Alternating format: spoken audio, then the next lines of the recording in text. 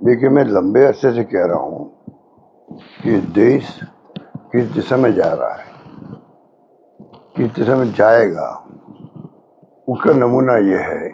इतिहास में आज़ादी के बाद में पहली बार इलेक्शन कमीशन के जो वहाँ पे जो भी लोग थे, चेयरमैन थे, मेंबर थे, या जो भी व्यवहार किया गया है, जिसने भी किया है, मैं समझता हूँ बहुत अनफॉर्चुनेट है। और पहले भी राहुल गांधी जी ने महाराष्ट्र को लेके कई सवाल उठाए थे, उसका ही प्रॉपर जवाब नहीं दे पाए लोग। उनको आर्टिकल लिखना पड़ा। जिस मुल्क में ये स्थिति चल रही हो, दबाव में जुडिशरी हो, इलेक्शन कमीशन हो, ये संस्थाएं हो, ब्यूरोक्रेसी हो, तो कैसे डेमोक्रेसी।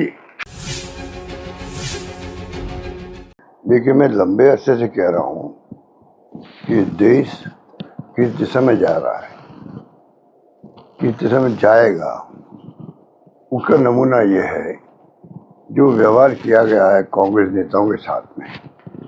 मेरे ख्याल से इतिहास में आज़ादी के बाद में पहली बार इलेक्शन कमीशन के जो वहाँ पे जो भी लोग थे, चेयरमैन थे, मेंबर थे, या जो भी व्यवहार किया गया है, जिसने भी किया है, मैं समझता हूँ बहुत अनफॉर्चुनेट है। मैंने कभी सुना ही नहीं। हम लोग भी कई बार गए हैं, हमने भी कई ऐसी बातें कही होगी। उससे हो सकता है कि चेयरमैन को, ईसीआई चेयरमैन को या मेंबर को अच्छा नहीं लगा होगा, तब भी उनका व्यवहार बड़ा शालीनता से होता था। तो ये ड्यूटी भी है कि कोई भी नागरिक है देश का, मतदाता कोई भी है, कोई नेता है पॉलिटिकल पार्टी का, उनको धैर्य से सुने और निष्पक्ष फैसला करे। ये ड्यूटी है, बहुत बड़ी ड्यूटी है। इलेक्शन कमीशन ऑफ इंडिया किसे कहते हैं? जिसके ऊपर पूरा चुनाव डिपेंड करता है। बहुत बड़ी संस्था है, बहुत क्रेडिबल संस्था है। उसके बारे में जो कल परसों सुन रहे हैं, जो व्यवहार किया गया है, वो बहुत ही मैं समझता हूँ अशोभनीय है।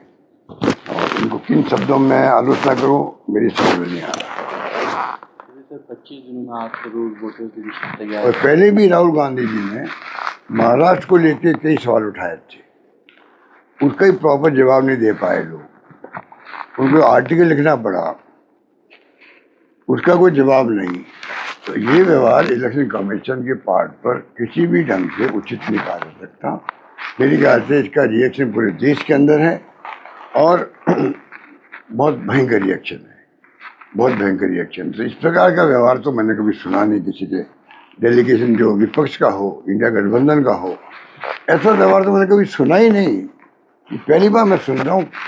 आप सोच सकते हो कि देश कहाँ जा रहा है, कैसे जाएगा। सब दबाव में काम कर रहे देश के अंदर। इनकम टैक्स, ईडी, सीबीआई को पहले से हम कह रहे हैं दबाव में। प्रीमियर संस्था तीनों है, इम्पोर्टेंट संस्था है देश के लिए। मैं बार बार कहता हूँ, ये कोई कम नहीं है। ईडी, इनकम टैक्स, सीबीआई, इनकी जो भूमिका है वो देश हित में है। पर जो दबाव में इनको लिया गया है और जो अन्याय हो रहा है विपक्षी पार्टी के नेताओं के साथ में, वो जग जाहिर है। पार्लियामेंट में जवाब आया है कि 200 लगभग 193 केसेस इन्होंने किए हैं, 2 में अप्रूव कर पाए, मतलब 1%। तो कितना तंग किया होगा लोगों को, उनके परिवार वालों में क्या बीती होगी। जिस मुल्क में ये स्थिति चल रही हो, दबाव में जुडिशरी हो, इलेक्शन कमीशन हो, ये संस्थाएं हो, ब्यूरोक्रेसी हो, तो कैसे डेमोक्रेसी के बाद जो करते हैं वो डेमोक्रेसी कमजोर होती जा रही है। ये हित में नहीं है।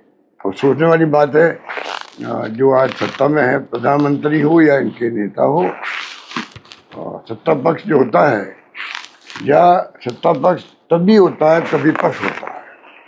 तो विपक्ष की बात नहीं मानोगे, आप सुनोगे, तो देश भी तकलीफ पाएगा, आप भी तकलीफ पाओगे।